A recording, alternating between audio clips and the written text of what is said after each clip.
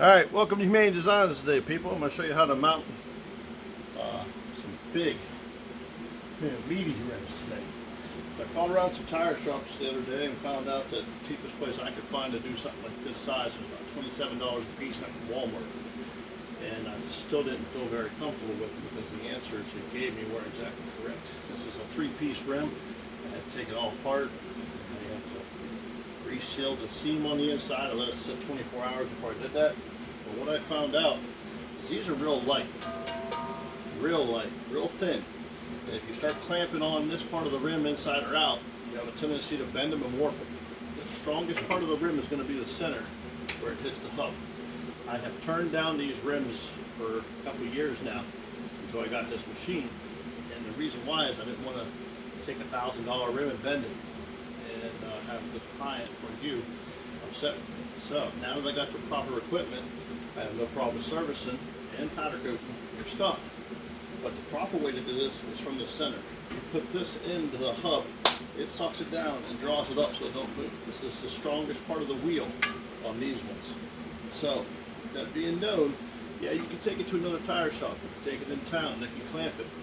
Because you're going to run the risk of them bending your barrels or not being a true balance ever again. So that's why I didn't want to touch these until I had the right equipment. So now that I got the right equipment, I'm here to help you out. So anyway, let's get back to mounting this tire. So this is a 19-inch. So I have to take this thing out to 19.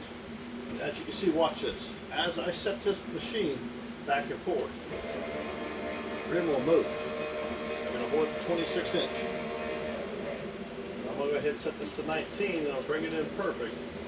These don't hit the rim and don't quarter them up.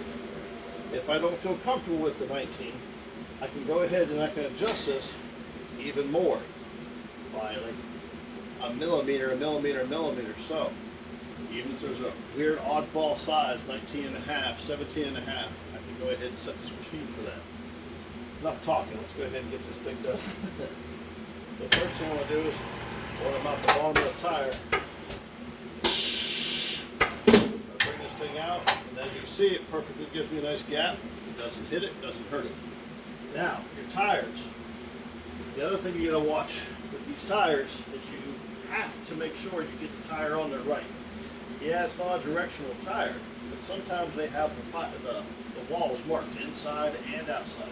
This one does have that marked for inside and outside. I'm saying you can't run it the other way. I'm just saying it's not recommended, and I won't be doing it because I care about my customers. And I'm going to go ahead and put some soap on the silicone, Permatex sealer for the rim so it doesn't grab it. And then I'm going to go ahead and get to the bead on the top side. This machine's pretty nice. It has 2 speeds. I go ahead and make sure this is good and lubed up. And by the way, this is freshly powder coated. Just got these done. You'll see them listed here soon on my site as far as something I did. So I have to make sure it says outside right here on the tire. So that being the outside, I'm going to go ahead and just pop this thing on here. Let the machine do the rest. Just pop that thing right on there.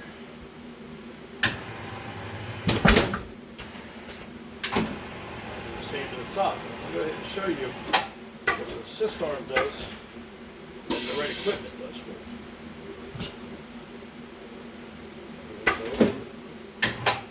Back down. Put this to the proper depth. Right about there. I'll use this arm to help me out, pushing it down into the rim. So you got to get below the bead. So I'm going to bring this one down. Just barely missed that tire. It'll help push down. Now, the adder. This arm here is by far a lifesaver. This here is what will let you not touch the tire with your hands or your fingers or any of these plastic tools. So, they make these. And what this does is it goes into your rim. It keeps your tire below the bead. But as you can see, you see the hard plastic? I freshly powder coated these. I don't want to get nicked up by this bending, twisting, or anything. So invested in this arm. It stays on the outside of the tire the whole time. It helps that bead go on there. They also make another thing that I've used. I do like it, but you got to make sure you put your weight on it. Once again, this goes in between the rim and you push down. So as long as you're always holding down and it's rotating with the rim, this should never hit your top of your rim. But if you get a bind and it comes up, chip your rims. So as far as what I'm doing is making your rims pretty, this is a must. If your tire shop doesn't have one of these and doesn't have one that holds from the center, you're likely to get your rims messed up. And I'm not taking that chance with my stuff. So I'm trying to think of you, not just me. Alright, let's put this bad boy on. I'm going to rotate it slow. There's 2 speeds on this. See how simple that was? Easy. Nothing happened to the rim. Nothing happened to the tires. Simple. Real simple. I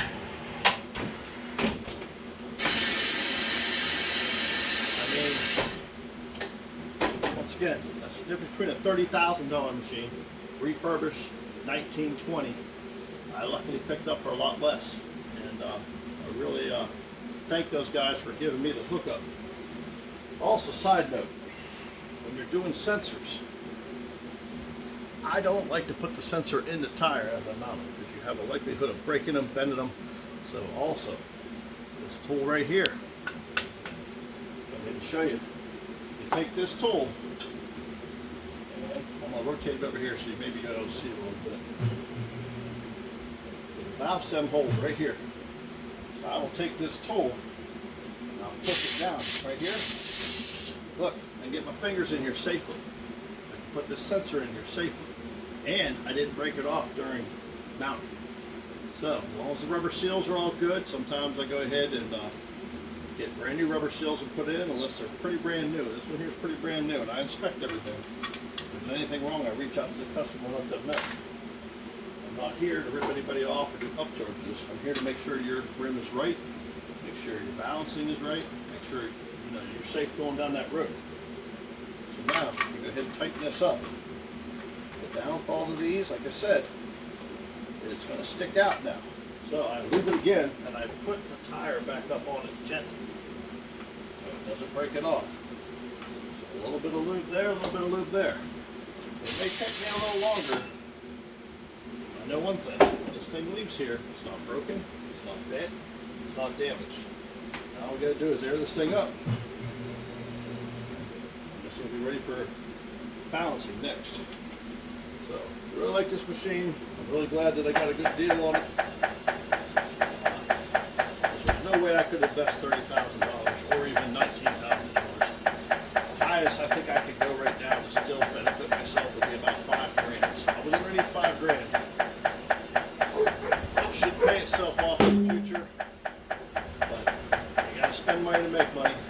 And as of right now, I'm still buying tools. So I hope you like this video. Makes you understand that I am trying to put money back into it so it can help you out. The more I get new equipment, the better my stuff's going to be, and the more I can help you guys out. So thank you guys for all the support through here through Main Designs. I know this is just a little shop, one-man gig, but I really do appreciate you guys, and please hit me up if you need any powder coating or you need any rims done. I'll be more than happy to help you guys out. With that said, thing's good to go. Thanks guys.